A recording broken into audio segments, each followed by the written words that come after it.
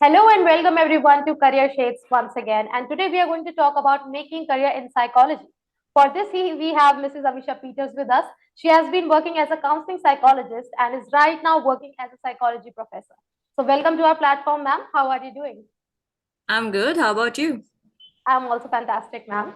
So, ma'am, my first question to you is that how and when did you realize that psychology is my area of interest and that I want to make career in this field? I would say my story is a bit long-winded. So originally it was my father who sparked interest in psychology, but not for the Oh, reasons you think. What he said was that he was himself a civil service officer. He was in okay. revenue services. So he suggested to me that maybe you should, opt for psychology as it's a pretty easy subject to crack when you're doing your Oh, UPSC exam. And I was right, like, okay, fine, I'll go ahead with it. So when 11th and came in, my school fortunately had an option of taking psychology as your optional subject. So I took that. And by the time I came to 12th, I just fell in love with the subject. right. Now I just wanted to pursue a career in psychology and not go for UPSC exam. So when I passed out from 12th, I took up psychology as my major in my bachelor's. And yeah, so that's how I first tried psychology for a reason that my father suggested. Like any other father, any Right. other parents, they would be like, go to civil services. But then I Right. decided that I want to stay in this field. Okay. So, ma'am, when you decided that no, I want to be a counseling psychologist or I want to go ahead in this career only, we have a lot of stigma attached to fields like this, counseling psychologies or mental health. We have a lot of stigmas attached to it. So, were your parents cool about it? Like, okay, if you want that, you can go ahead with this thing. Oh, they were Or, not cool about it because themselves didn't even know. Like my mother, at least, she was very unsure. My yeah, father, he was more on the lines of कि बेटा इस career में हो क्या सकता है, right, because exactly. he yeah so. But then I showed them that there is a lot of scope in this field, and my parents, they finally they agreed that okay, you can go ahead. And a lot of convincing had to be done to my parents, obviously, and I think Yeah, this is something that all psychology students, if anyone they're watching this, they will relate to it, that parents don't easily agree to this field, to any humanities field really, because right, so yeah, so it was a bit of a struggle, but well, I think my parents are now very happy with my choices. right. So, ma'am, after that, you finally entered this psychology field and you became a counseling psychologist. So, how was your life there, and how and when did you decide that now I have to switch the career, and why exactly did you switch the career? And can you just compare both these fields, like being a counseling psychologist and then being a professor in psychology? So in India, basically, if you want to be a counseling psychologist, you first have to do your bachelor's in psychology, and then you have to do your master's in psychology. If you're able to do a Right, diploma in, I did my UGC certified diploma in child guidance and counseling. If you can do a diploma as well, then that's even great. right, After that, what you need to do is gather experience, because psychology, like for example, in doctors, a good doctor is someone who has had a lot of exposure, a lot of experience. right, Psychology is pretty much the same. The more experience you have, the more counseling hours you have, the better will be the demand for you in the market. right. So that's what I did. I started to take on clients. I started with a very low amount, and then eventually, as I climbed up on my experience chart, the demand for it increased. And alongside, I decided that I've always enjoyed research and teaching. I was basically that one senior who used to teach all the juniors during my college days. So I decided I want to pursue this as well. So as soon as I passed out from my masters, I started studying for UGC NET. If you want to be Right. a professor, there are basically two ways to go about it. First is you qualify for UGC NET. It's the minimum qualification required to be assistant professor. The second one is you do your PhD. Because if for some reason you're not able to qualify UGC NET, then you should enroll in PhD. Right. Although if you want any promotions in future, you have to do a PhD anyway. It's just that UGC NET is an extra feather in your cap.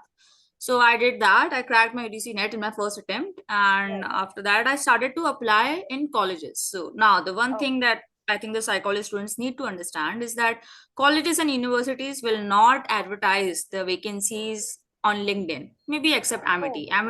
Does that, but right. most colleges, most reputed colleges and universities don't do it.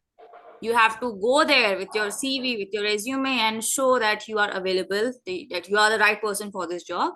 And if the dean or the principal, they get impressed, they will employ you. So I applied to a few colleges. I got call from two colleges. I picked up Bhopal School of Social Sciences. And yeah, so that's pretty much it. Now, the one good thing I would say that about the field of psychology and being a professor in psychology is that you can be two things at the same time. What I mean to say is that on the weekdays I am teaching and I'm doing research, and on the weekends when I have some free hours on the hand, I can take up clients. I can still do freelance counseling, Right, and this is something that colleges and universities also encourage, because if the professor does not have much experience in counseling, how are they going to teach the students to do counseling? So right, it's really important for me as a professor to keep on updating my skills so that I can dispatch better education to my students. right. So both these fields are complementary to you, and you are able to, you right now also you are able to, just manage both these things together, right? Yeah, I mean, I think that's a prerequisite for any professor in psychology, that you should be able to practically apply the theoretical knowledge you have. Right. But otherwise, how are you going to teach your students how to apply them? True. Because True. psychology is a very practical subject by nature. All the theories that you learn, at one point of time you have to know how to apply it, and it is my job to teach my students how to apply them. So it's very important for me that whenever I have free time, I apply all the skills that I have on my clients and whatever like field I get. Right. Got it. So, ma'am, apart from these two fields like counseling or being a professor, what other options do we have in this career? Because psychology is a wide field. So, what else It is. can we be? Yeah. I always tell my students that you might regret your degrees in other fields like communication, ho gaya, history or political science or sociology, but you will never ever regret taking psychology as your major in college. In Right. fact, a recent survey that happened, it was an international survey. The in one of the top 10 not regretted fields, Right. psychology was seventh ranked. You will never regret taking up psychology, because in I see. anywhere you go, whether you go into engineering or medicine, any technical or non-technical field, psychology will be helpful to you. So that's one great thing, that you should pick up psychology, even though you don't want to make a career primarily in it. It will give you enough secondary skills and enough life skills that will help you in whatever field you are. But other than that, coming back to your question, is that there's one option of being a content writer. I actually started my whole career as a content writer. Right. Yeah, as a mental health writer to be precise. And from there, I started to build up my resume. Then there's also a great option of going into human resources. There's a whole field in psychology called organizational in industrial psychologist, that's called IO psychologist, who work in Right. industries. So, and that is one of the easiest career choices as well. Like if and there's any psychology student out here who wants to get their job immediately after their bachelor's or master's and don't want to give any competitive exams, just go into Right. IO. IO is a very easy field for them. I see. So, ma'am, let's also talk about the monetary benefits that we have in these kind of fields. Because, as we said, psychology is a wide Hmm. field and we have different career options available there. So, can you just point out some particular careers and what are the monetary benefits or compensation or salaries, what we say, that we have in these fields? And what is the scope of growth in the upcoming years? It depends on which area you choose. For example, I am currently in the area of teaching and research, and it usually starts at around 4 lakh per annum, usually in the most Okay. colleges. If you get into a government college, then it will be much higher. Right. And as your experience years they start to stack up, you are going to earn very well. In fact, I would say one of the most well earned field in psychology is being a professor. After that, of course, is the clinical psychologist. Clinical psychologist earn some of the biggest numbers, because it takes a lot of years to be a clinical psychologist. The whole Right. process is that you have to do your bachelor's, then your master's, then you will do your 2 years of MPhil. MPhil in clinical psychology is basically hospital training. You can say it is Right. residency for psychological students, what doctors do. So Yeah. after that, you will finally get your license from RCI, the Okay. Rehabilitation Council of India, and then you can start practicing in the clinical psychologist in hospitals and as such.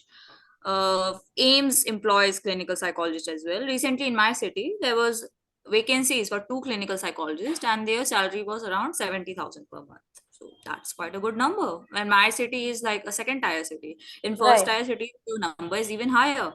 And the good thing about being a psychologist is that while besides your primary income, you can have a side income as well by taking on Right. freelance clients and as such. It gives True. you a lot of freedom, is what I'm saying. You don't have to restrict yourself to a 9 a.m. to 5 p.m. job. The sky is endless here in the field of psychology. But otherwise, if you're going into the field of, let's say, school counseling or freelance counseling, I'm not going to give you the illusion that in the beginning you will face no struggle. There will be struggle. You would have to establish yourselves. The salary prospects would be a little lower. It will start around 2.5 lakhs. But I assure you that after 1 or 2 years, once your experience starts to pile up, the amount will increase. It's all about how your PR skills, how you promote yourselves when you want to get into freelance counseling. But if you want to get into the safe area of government jobs and salaried jobs, then I would say the prospects are, they're very secure. Okay, I see. Yeah. So, ma'am, do colleges also provide some kind of internships in psychology, like during your college years when you were not very sure that what exactly is the field I want to go into? During that time, if you want to do internship or you want to enhance your skills, do we have any internships available? Oh, yes, definitely. In fact, according to the new education policy, internships are now mandatory. For if you, for Okay. example, take a bachelor's in psychology honors, Yeah. in your fourth year, you will be doing what you will primarily be doing is research and internship. That will give you the Right. skills that are necessary to actually, go into this field. If you're doing masters in your second year, I think your third semester, you'll be going for a month-long internship at, let's say, hospitals or rehabilitation centers or NGOs, and there you will be learning how to do assessment and counseling and all. So yeah, Right. colleges do provide you internships so that you actually get an idea what it is like being in the field. And even if beyond colleges also, we have a lot of scope in internships. Internshala, the platform would be a good place for you to Right. start. Many paid internships have started to crop up. You no longer have to pay your money to get experience. Now you can do your work and get money for the, like, the hard work you're doing in internships. So I would say things are changing for the better in the field of psychology.